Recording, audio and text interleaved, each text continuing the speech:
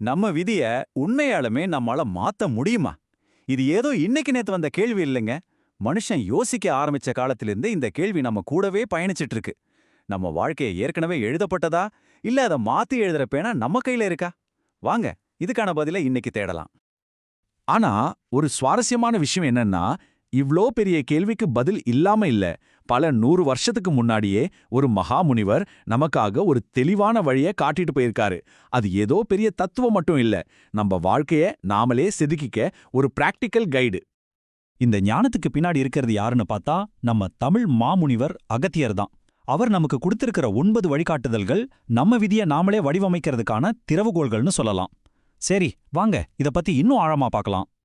அகத்தியரோட இந்த வழிகாட்டுதல்களை நாம எப்படி பார்க்கலாம்னா, ஒரு நல்ல விதியை உருவாக்கிக்க நாம என்னன்னா செய்யணுங்கிற கேள்விக்கான பதிலா பார்க்கலாம்.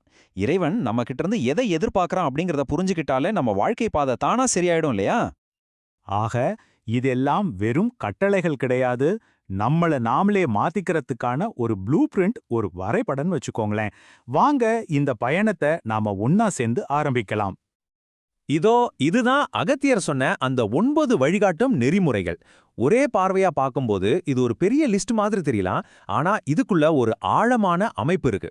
இதை நம்ம 3 தனித்தனி பாகங்களா பிரிச்சு புரிஞ்சுக்கலாம். இந்த பயணம் எங்க தொடங்குதுன்னா, நம்மள சுத்தி இருக்கிற உலகத்தோட நாம எப்படி பழகுறோங்கிறதுல இருந்து தான். சரி, முதல் பகுதிக்குள்ள போலாம். நம்மளோட அடித்தளம். அதாவது நம்ம உறவுகளை எப்படி கையாள்றோம், நம்ம நடத்தை எப்படி நம்ம உலகத்தை உருவாக்குதுங்கிறத பத்தி தான் இது. இதுல எனக்கு ரொம்ப பிடிச்ச விஷயம் என்ன தெரியுமா? இந்த வரிசை தான். பாருங்க, இது நம்மளோட ரொம்ப நெருக்கமான வட்டத்துல, அதாவது நம்ம குடும்பத்திலிருந்து தொடங்குது, அப்புறம் கொஞ்சம் கொஞ்சமா விரிஞ்சு கடைசியில எல்லா உயிர்களையும் தன்னோட அரவணைப்புக்குள்ள கொண்டு வருது. நம்ம கருணையின் வட்டத்தை மெதுவா பெருசாக்கிற ஒரு அழகான படிநிலை இது.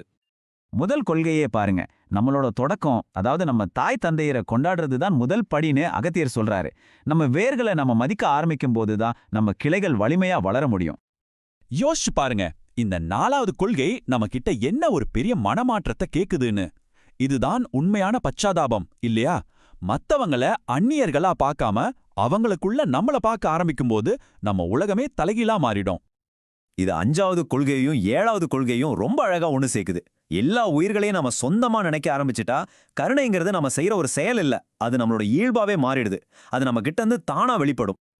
சரி, வெளியுலக உறவுகளை பத்தி பார்த்தாச்சு. இப்போ பயணம் உள்நோக்கி திரும்புது.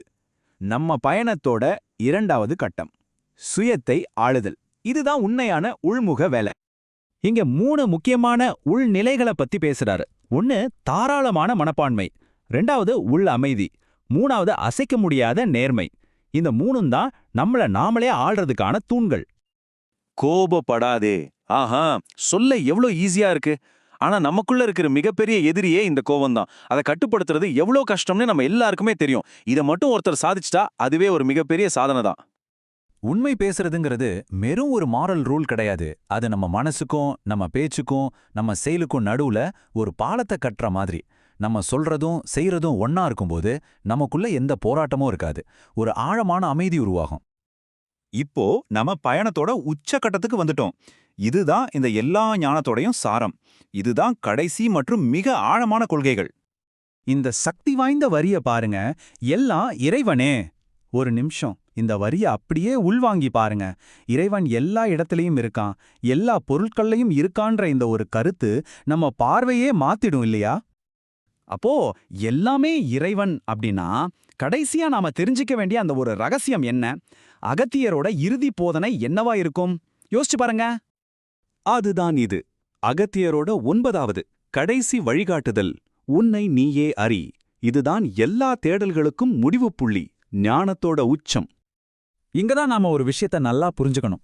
இந்த கடைசி படி மத்த 8லிருந்தும் தனியானது கிடையாது. இதுக்கு முன்னாடி சொன்ன 8 கொள்கைகளையும் நாம சரியா கடைபிடிக்க ஆரம்பிக்கும்போது இந்த 9வது நிலை தானா வந்து சேரும். உங்களை நீங்க தெரிஞ்சுக்கிற பயணம் மத்தவங்கள மதிக்கிறதுல இருந்து தொடங்குது. அப்போ உங்களுக்கான உண்மையான கேள்வி இதுதான். இந்த பழமையான ஞானத்தை உங்களோட இன்றைய நவீன வாழ்க்கையில எப்படி பயன்படுத்த போறீங்க? உங்களை அறிஞ்சுக்கிற அந்த மகத்தான பயணம் இந்த 9 படிகள்ல உங்களுக்கு எங்க இருந்து தொடங்குது? கொஞ்சம் யோசிச்சு பாருங்க.